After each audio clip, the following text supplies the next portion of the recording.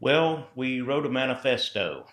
As we started discussing on the last episode, we wanted to have like a guiding principles document that hmm sort of explains who we are, what we're about, why we do what we do. And last time we discussed the first two tenets of our manifesto document.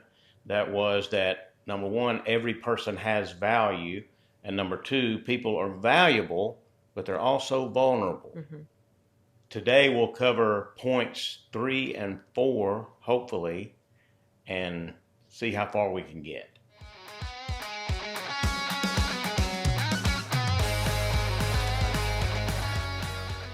Hey, welcome into the M Squared Leadership Conversation, a space where we talk honestly about the real challenges leaders face and what it actually takes to lead well in the real world. I'm Michael. That's Michelle. We're M Squared Leadership. And I want to thank you for joining us today. As I said in the intro, we're taking the next step in walking through our guiding principles document, our little manifesto that we've been working on. Um, Again, this is something that we wanted to.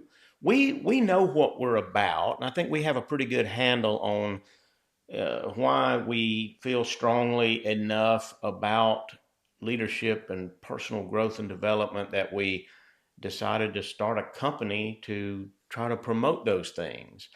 And but I don't know that it's clear and obvious to everyone else the way that it is to us. And so we thought it might be valuable to try to articulate what we feel about these topics in a document and then turn around and share those principles with you, hmm our audience, and people that we want to help, want to be a positive influence on, and want to add value to. So, we started with, I think, what's a very basic concept, and that is that people have value. People are worth making an investment in. People are inherently um, worthy of whatever we can do to try to. Um, I hate to use the term help. I don't know a better one to substitute for it, but it's not like help in the sense of, oh, poor buddy, let me help you. It's not any kind of condescending sort of help, but let's face it, we all need help. We need help and development. Along the way, we we are trying to grow. There's potential in us, but most of the time, our potential lies dormant Mm-hmm. until there's some kind of catalyst Mm-hmm. that will awaken that, and so it can become what the kinetic energy Mm-hmm. that actually Instead gets of and potential gets energy. yeah, and that actually gets into motion. And that's what we want to do. I Yeah. mean, we've been leaders, we've been followers, we've seen good leaders, we've seen bad leaders, Mm-hmm. we've been good followers, probably been bad followers. No doubt. And so we've been around the block a few times, and we just know that people have value and potential. Every person was created uniquely and wonderfully. And sometimes you just need that person that sees something in you Yeah. that will prompt you towards developing I yourself. think we want to be enablers in all the Absolutely. best In all kinds the of best ways. ways. Yeah. Yes. So that's point number one. Every person has value. Point number two: people are valuable, but they're also vulnerable. We Mhm. need, Mhm. and this goes back to what we were saying a minute ago. It doesn't need to be in a condescending sort of context, but Mhm. we all need, and there's no Sure. shame in that. Mhm. And that's why, as we move into point three today, I think it's a natural extension. We need, and one of the things that we need is leaders. Sure. We need to be led. So I will not do this justice. So I'm going to tell you right up front, go, if you haven't already read Simon Sinek's Leaders Eat Last, Yes. go and read it because he speaks to this idea very articulately. Simon Sinek is Oh brilliant yes. and a genius in all of this kind of thing. And he goes back in, the evolution of humanity over Mm-hmm. the years and how we've progressed from um, our earliest beginnings down through the ages to the present. And part of that, you know, idea, part of what he articulates is this, how this need for leaders and for leadership grew. Mm-hmm. And it's like, however far back you go, there were, at the very least, um, tribalism was much more prevalent across the world way back in the day than it is now. And so there were real, imminent, tangible dangers Mm-hmm. out in the world from, various other tribes, wild animals, famine, Uh-huh. all sorts of shortages of food, this, that, and the other. And that's one of the things that prompted our need for leaders. If, a warring faction tribe, is out there and wants to come and destroy you and kill you, then you need a strong person who's able to be your champion and lead your, defense or counterattack or whatever against that other warring faction. You need leaders like that. If Mm-hmm. there's a wild animal predator out there, you need somebody who's strong and able to protect you against those things. That person naturally gravitates to a position of leadership by the force of their own um, personality, giftings, abilities, and by the force of the tribe's recognition of them as that one who's Mm-hmm. capable of doing these things that we collectively need done. Mm-hmm.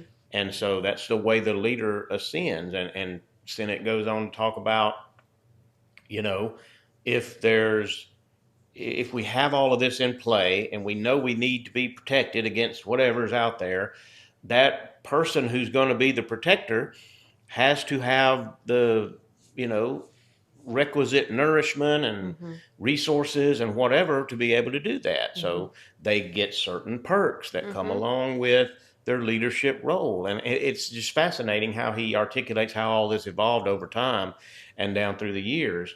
And I think this goes to this whole idea of we need leaders.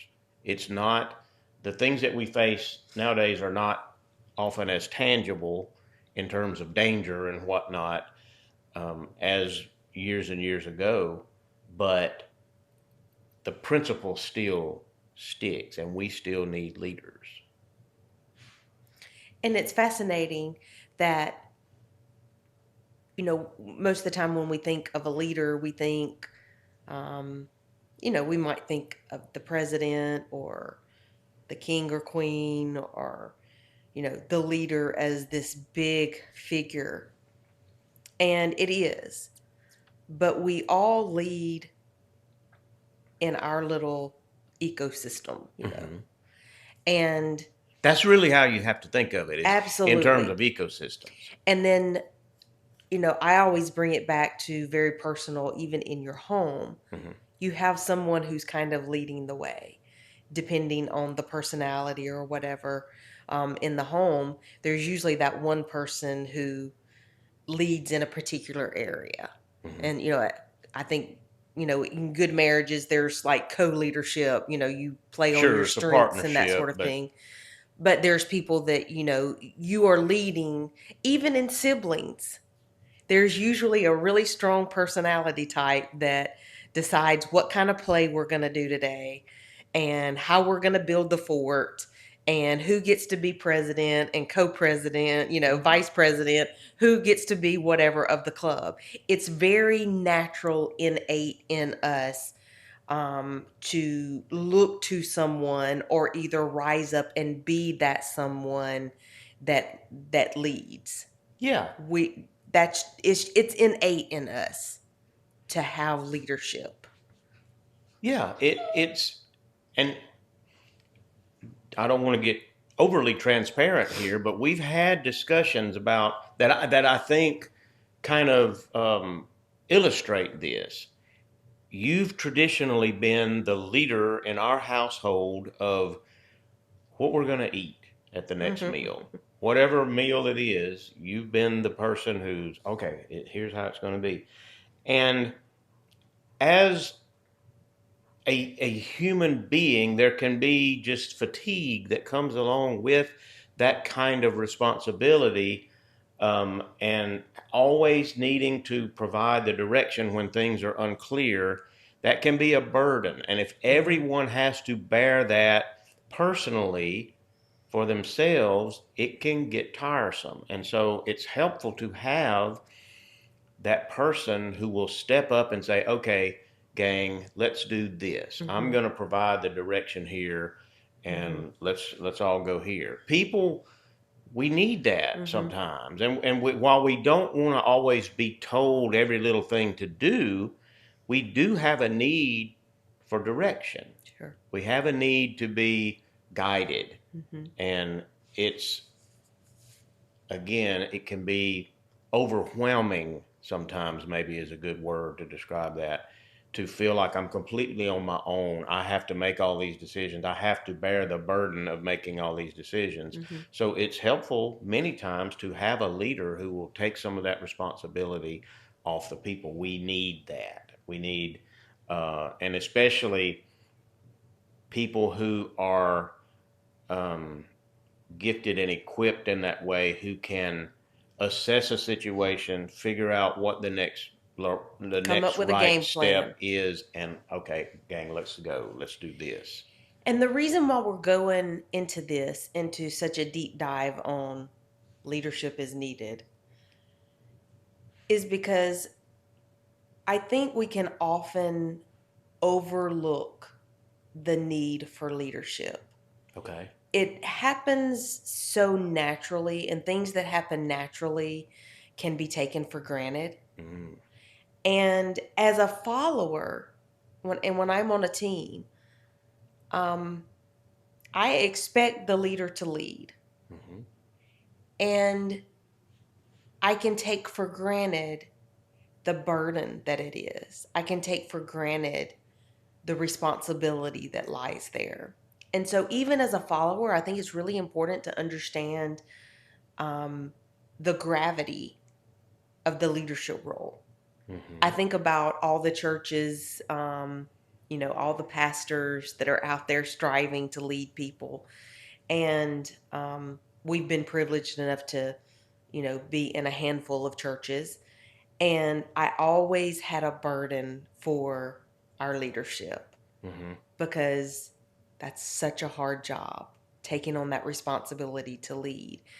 And so I think it's a good perspective that we talk about how much leadership is actually needed. And then as the leader, you can know that just how important it is, and just Yes. understand and just know that this is a great responsibility. And then as a follower or a team member, you can understand and be maybe a little compassionate towards that leader, and find out how you can support and be led well, like you be a good follower. And I just think that kind of puts it into perspective, you know, the whole leadership concept. If we're valuing people, we got these the people out there, everyone's valuable, but they're vulnerable. Mm-hmm. We've got to have leadership, and we've got to have good leadership. Mm-hmm. And so it's just as important that that role that you're playing on the team as a team member, that you're supporting your leadership in every way that you can, and that you're leading your team members well, that peer Ooh, that's relationship. good. Yeah. So you've almost led us into our next point, and we'll get there quickly. But before we do, I want to tag a couple of other things. We've talked about how our need for leaders manifests, and I want to hit another couple of these ways. One thing is that we need leaders who are going to protect the culture when standards start to slip. That's a difficult, Oh my gosh. we need that, but that's difficult to do. And I've always when I say always, for years now, as I've started to study leadership and really apply myself to learn more about it and get better at being a leader, one of the things that has just kind of, I don't know that I've ever read this anywhere, but a thing I guess I made up that I think is really important is positive peer pressure. And it Mm-hmm. speaks to this idea of building a culture where doing the right thing kind of becomes the norm. And Mm-hmm. as we all know, when you work on teams, there's usually some team members who carry, it's the old Pareto principle, Mm-hmm. 80-20. There's 20% of the team members that carry 80% of the load. I have just got in my brain that there's got to be a way to improve that and to create a culture where that 20% starts to grow and we kind of get everybody on board. Come on, man, we can do this. Let's Mm-hmm. pull together. Let's all contribute. But that's difficult to do. Mm-hmm. And I'll have to be honest, even though I'm intrigued with that idea, I've never seen it really play out on any team I've ever. The 80-20 rule seems to kind of overtake Mm-hmm. that, but it's difficult to protect when standards start to slip, and that's why we sometimes need a strong leader who will step up and be willing to um, have those difficult conversations that has to be had in order to make sure that happens. Yeah, it makes me think about what I had said last week. You know, sometimes the worst employees get away with the most Mm-hmm. because you don't want to have those difficult conversations. But that right there is what will erode your culture Mm-hmm. when those difficult employees um, get to start spreading the poison in the Mm-hmm. office. Mm-hmm. Um, so you've got to have somebody who can hold that Yeah. intact, hold your culture intact. And I And love the idea of peer, the positive there's peer something pressure. to that, isn't it? There absolutely is, and I think it's possible. Um, where I've seen that it's not worked is where you just have somebody who's got a lot going on, a lot of brokenness, and they don't want to be healed and they don't really want to be part of the team. They're just there to clock in, clock out. And until you can really get to the root of that, that's where, you know, some of those people cannot be changed. Mm-hmm. Um, but for the most part, the positive peer pressure works. I've seen it over and over again. I've seen it where and I'm a result of that. Um, we have a technical expert in our office, and we have very technical rules. And it's a whole, you know, the Social Security Act and the policy that's put out. Well, nobody really understands the rules, but she It's too has a big. way of breaking it down into plain English so that the people can understand when she's on the phone with them or going through a claim. And I picked up on her language, Mm-hmm. and I have become a much better communicator with our clients because I've listened to her. So that was positive peer pressure Mm-hmm. in the way that she just conducts herself, where she comes in, sits down, gets to work. She's never rude, always a nice good morning, but her goal for the day is to get to work and get this stuff done, you know, and take care of our clients. And that's positive peer pressure, and it can happen. Yep. I love it. And what you were saying really just underscores the need, like when there are situations where positive peer pressure is not going to be enough. And Mhm. that's where you need that That's strong where you've got leader to to have that hold the leader to come line. in and really have the crucial conversation. Yeah. We need leaders who tell the truth when avoidance would be easier. We need leaders who will help us grow. And I hate to say pressure us to grow, but Well, you really, you grow under pressure. we have to have a certain amount of, come on, you got to do this. Mhm. Sometimes a Mhm. good, kick in the pants, for lack of a better way to put it. The sun is an extreme element, you know, but it is when it's put on that soil where that seed is planted, something will happen. You Mm-hmm. know, water can be an extreme element, but when it's put into the right place at the right time, We grow under pressure. Under And if pressure. pressure is never added, you're not going to grow. Yeah. So yeah, I think this is a good place to wrap this. We need leaders for all these reasons, and here's the important thing about this: good leadership, leadership done well, is not control. It's not ego. It's not about all of that. It's stewardship. Yes. And that leads us into our next point. Um, we need leaders. We entrust them with this influence over us. And point number 4, leadership is a responsibility before it's a reward.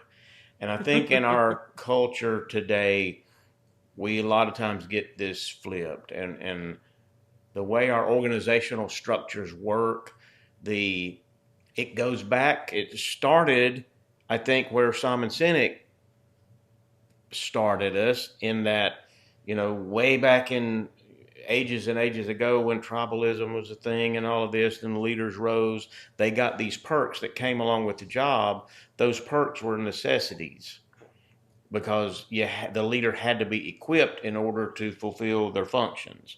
And now we've really multiplied that when in reality the need for it may be slightly less now than it was then. But the way we've tied perks and salary and everything to leadership roles, I think is exaggerated more now than it ever was before. And so you can you can see where people who aspire to leadership will do so because it looks like a reward. It looks like the path to improving one's own life and to, get the be able to drive the Cadillac or the Mercedes or whatever you want, and to live in a big house and to make the Hmm. money and to have control and influence over people and all of these things. But I think the point we want to make here is leadership. In order to do it well and do it right, you got to view that as a responsibility. It's stewardship. Yeah, I do think, a lot of times the first thing people think about when they're getting a promotion or going into management or whatever is what office are they going to get? Yeah, And they that's a think, great yeah, they illustration. think, oh, I get to, have an office and get out of this, the cubicle matrix or whatever. Uh-huh. That office is there with closed doors because There's a reason. you have to have hard conversations. You have to have hard private conversations, difficult conversations. You have to meet with people, multiple people, and strategize, and you're taken to a different level, and more is required of you. And we think, oh, people are going to see me in this office and think that I'm important. I've Hmm. got an office. That's And backwards. yeah, and it's just not that way. That's really, you should think of leadership as a responsibility. It is a privilege. It's a Hmm. privilege to be able to lead people, but it's that responsibility first. Yeah, definitely. Um, and I've referenced this before, but the way society now is set up largely is leadership is treated as a prize for being a high performer. And we've talked about Yeah. this. And this is one of the things that we're um, really concerned about and passionate about. And that is, yes, it happens. And yes, sometimes it's okay that the high performer on the team, when there comes an opportunity to pick someone to now lead the team, you're naturally going to gravitate to that high performer, and that's okay. But leadership is really a different skill set. It's a Hmm. different thing than just the next step for a high performer. Yes. It comes with different responsibilities, elevated responsibilities, um, and it's not just the next step in a career ladder. It No. can't be that if we're going to do it right. And that's why we've developed our new Leader Launchpad product. We really want to add something of value that's going to benefit not only a new leader who finds themselves in that situation, but also the organization as a whole, the senior leadership in those organizations. to be able to invest in their people so that when the time comes for somebody to take that next step and move from a line level role to a leadership role, they're prepared for it and Absolutely. they have an And understanding of what it takes. even leaders that are, maybe they've been in their job a little while, but they didn't have that transition.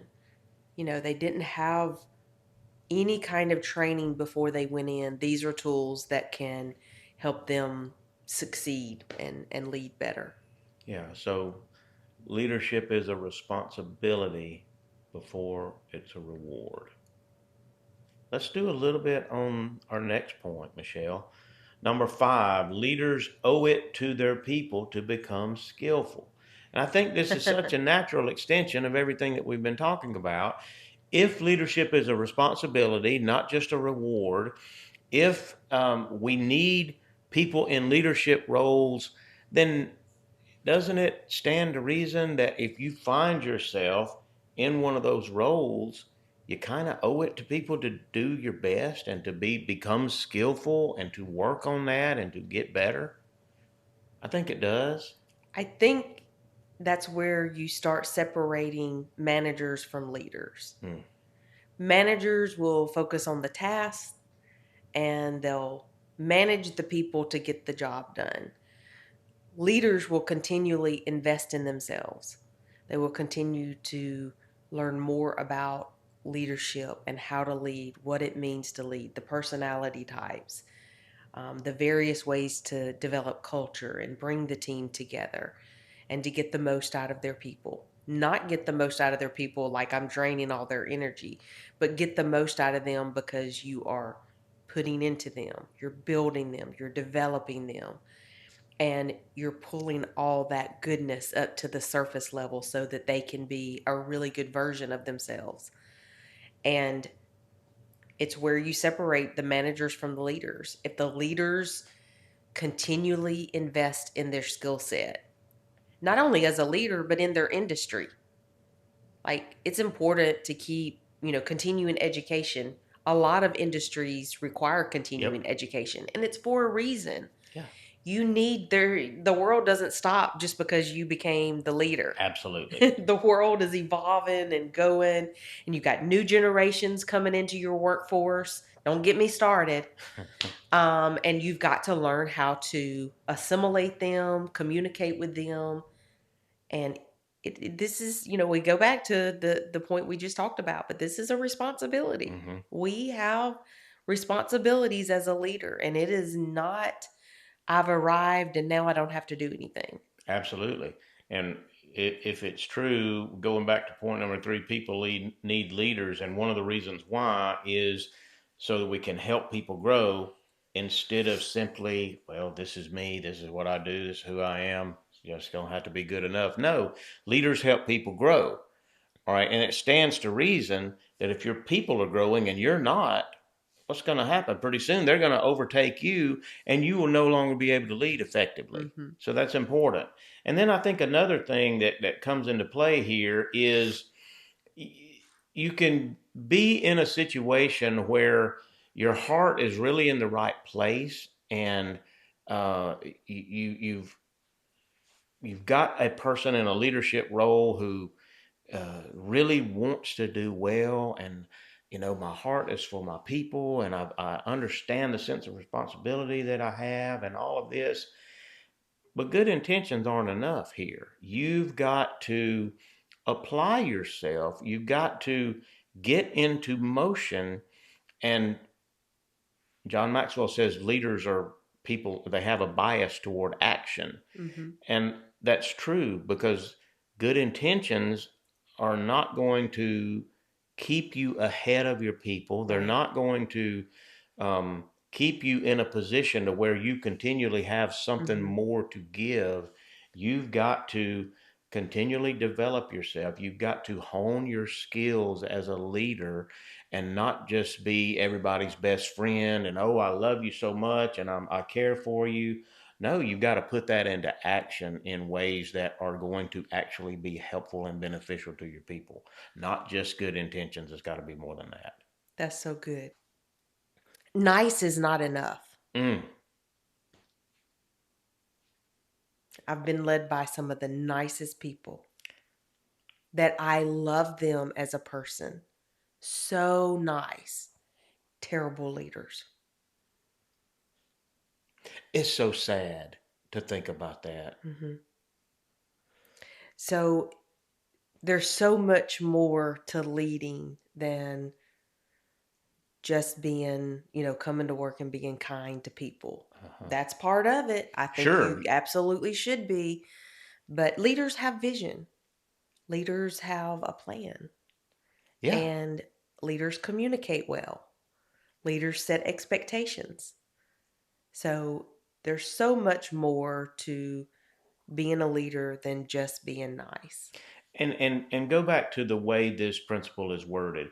Leaders owe it to their people to become skillful. Mm-hmm. Just because you get promoted, and even if you're not promoted, if you become a leader in some context, maybe it's not a promotion, maybe it's you get elected to an office in your local civic club or Mm-hmm. your church group or whatever it is, you then, just because that happens, doesn't make you a skillful leader. Mm-mm. It just doesn't. Mm-mm. And we need to recognize that and not let it be enough that, oh, okay, I now have been elevated to this position of leadership, so now I should just continue to do everything and fly by the seat of my pants and do the best I can and all of that with good intentions. That's all fine, and we should do that, but we should also strive always to improve ourselves and to acquire the skills that we need to be effective in that role. That's so good. I could talk about this stuff literally for hours, but let's not do that. Why don't we go ahead and bring this thing in for a landing? I think this has been a good conversation. I'm excited to continue on through Yeah. these principles. I think they're good and worthwhile. I want to thank you all for spending a few minutes with us here in the M Squared Leadership Conversation. And remember this, leadership is not about having all the answers. Sometimes it's about being willing to ask better questions. So until next time, stay curious, lead well, and keep the Keep the conversation conversation going. going.